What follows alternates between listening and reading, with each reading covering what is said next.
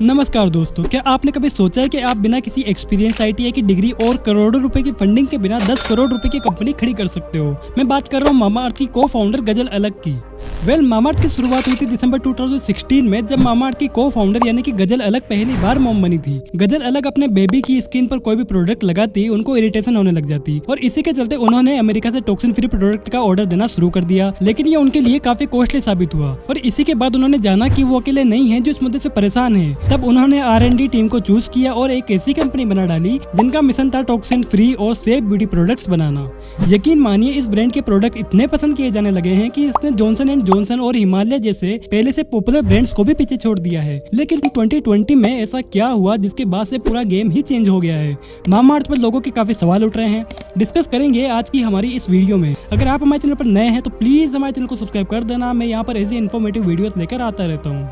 सबसे पहला सवाल निकल कर आता है कि ये कंपनी इतनी बड़ी सक्सेस कैसे प्राप्त कर रही है। दोस्तों, मामा अर्थ की शुरुआत हुई थी होनाजा कंज्यूमर्स की चाइल्ड कंपनी के तौर पे, जिसमें स्टार्टिंग से अभी तक ये होनाजा के अंदर 5 और ब्रांड्स ऐड कर चुके हैं, जिनका नाम है the derma company, Aqualogica, Ayuga, B blunt और डॉक्टर सेट्स। पर इनका मेजोरिटी ऑफ पैसा अभी भी मामा अर्थ से ही आता है। 2016 से मामा अर्थ अभी तक तकरीबन 1.5 मिलियन से भी ज्यादा कस्टमर्स बेस बनाने में कामयाब रहा है और मामा अर्थ उन कंपनियों में से एक बन गई है जिसने केवल 4 सालों में 100 करोड़ का आंकड़ा पार कर लिया है। इसके अलावा 2019 में ET ब्रांड फेस्टिवल में मामा अर्थ को one of the best brands of India भी घोषित कर दिया था, जब इसको केवल 3 साल ही हुए थे। रेड सीड की एक रिपोर्ट के अनुसार मामा अर्थ पिछले 6 महीनों में सबसे फास्ट ग्रो होने वाला D2C ब्रांड रहा है और 2016 से इसकी ग्रोथ भी काफी अच्छी रही है। अगर इनके रेवेन्यू की बात करें तो 2020 से 22 तक ये 193% इंक्रीज होकर 10 बिलियन रुपीस तक पहुंच गया है। मामा अर्थ का मानना है कि ये डिजिटल फर्स्ट ब्रांड है और इन्होंने मार्केटिंग के लिए पिछले 3 सालों में 800 करोड़ से भी ज्यादा खर्च किया है, जो कि इनके टोटल रेवेन्यू का 40% है और ये अमाउंट इनफ है किसी भी ब्रांड की अच्छी मार्केटिंग के लिए। इनका मेन फोकस हमेशा से डिजिटल प्लेटफॉर्म्स पर रहा है, जो कि वाइडर ऑडियंस तक पहुंचने का काफी अच्छा सोर्स है। ये ब्रांड मामा अर्थ की ऑफिशियल वेबसाइट, फ्लिपकार्ट, अमेजोन और नायका जैसे प्लेटफॉर्म्स पर इजीली अवेलेबल है। इसलिए इस ब्रांड ने इन डिजिटल प्लेटफॉर्म्स पर एक स्ट्रॉन्ग प्रेजेंस बना रखी है, जिसकी वजह से इसकी अप्रोक्स 90% ऑफ द सेल इन्हीं ऑनलाइन प्लेटफॉर्म से होती है।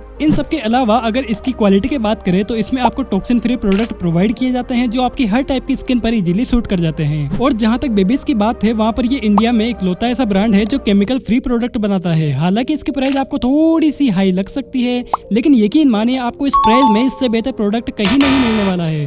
दोस्तों, अगर आपने भी मामा अर्थ का कोई प्रोडक्ट यूज किया है तो कमेंट में इसके बारे में हमें जरूर बताइए।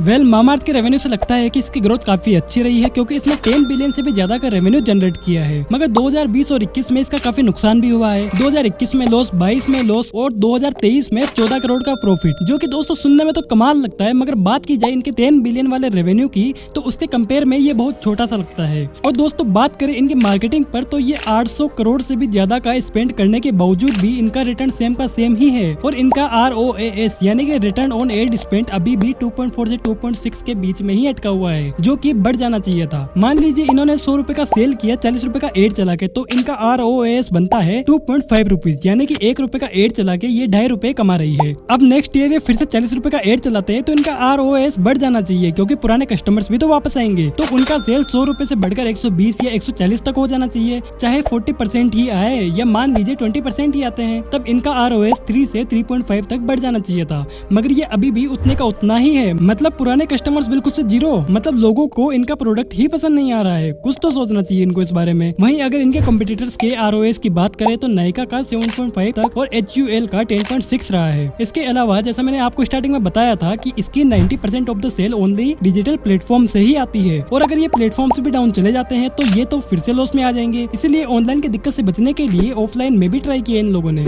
लेकिन यहाँ तो HUL और ITC जैसे ब्रांड्स पहले से ही बैठे हैं, तो इनका गेम तो स्टार्ट होने से पहले ही वीक हो गया। ऑफलाइन से घूमकर जब ये वापस ऑनलाइन पर आते हैं तब इनके पास सिर्फ एक तरीका बचा था जहाँ से इनको और अटेंशन मिल सकता था, और वो है इन्फ्लुएंसर मार्केटिंग, जो कि ये नेक्स्ट लेवल पर ही कर रहे हैं। अभी तक 4000 से भी ज्यादा इन्फ्लुएंसर्स के साथ इन्होंने अपना कैंपेन किया, लेकिन इसके बाद भी जब इनको कोई खास अटेंशन नहीं मिला तो इन्होंने एक नया तरीका निकाला जिससे बहुत ज्यादा अटेंशन इनको मिल सकती थी। वो है IPO अनाउंसमेंट। 29 दिसंबर 2020 में इन्होंने DRHP पेपर साइन किए अपना IPO लाने के लिए। DRHP basically draft red herring prospect है, जो कि एक रफ कॉपी होती है जिसमें इन कंपनीज का total revenue, financial condition, business position, promoters और ट्रेडर्स आदि की जानकारी शामिल होती है, जिनको आगे पेश किया जाता है सेबी को। सेबी यानी कि security and exchange board of India. वो इन डॉक्यूमेंट्स को चेक करती है, अगर सब सही है तो IPO लाती है। अपने 29 दिसंबर वाले DRHP पेपर में इन्होंने बताया कि इनको रेज करना है 2900 करोड़, जिसमें से 400 के ये नए शेयर्स ला रहे हैं। अब पिछले साल जनवरी में इनका वैल्यूएशन कुछ 1.2 बिलियन डॉलर्स था, लेकिन इसके बाद ये बोल रहे हैं कि इनको 3 बिलियन डॉलर्स का वैल्यूएशन दे दो। मतलब एक साल में सीधा 3 गुना यानी कि 24,000 करोड़ का वैल्यूएशन चाहिए इन लोगों को। खैर रिटेल इन्वेस्टर्स तो ये समझ गए हैं कि पेटीएम, नायका और जोमेटो के बाद अगर कल को कोई भी अपना IPO लेकर आ जाएगा तो उसमें कोई ऐसे ही तो इन्वेस्टमेंट नहीं कर देगा।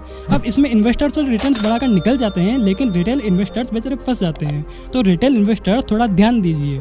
खैर इसी मुद्दे के साथ करते हैं हमारे वीडियो का एंड और मिलते हैं हमारी अगले वीडियो में। तब तक के लिए टेक केयर, बाय बाय।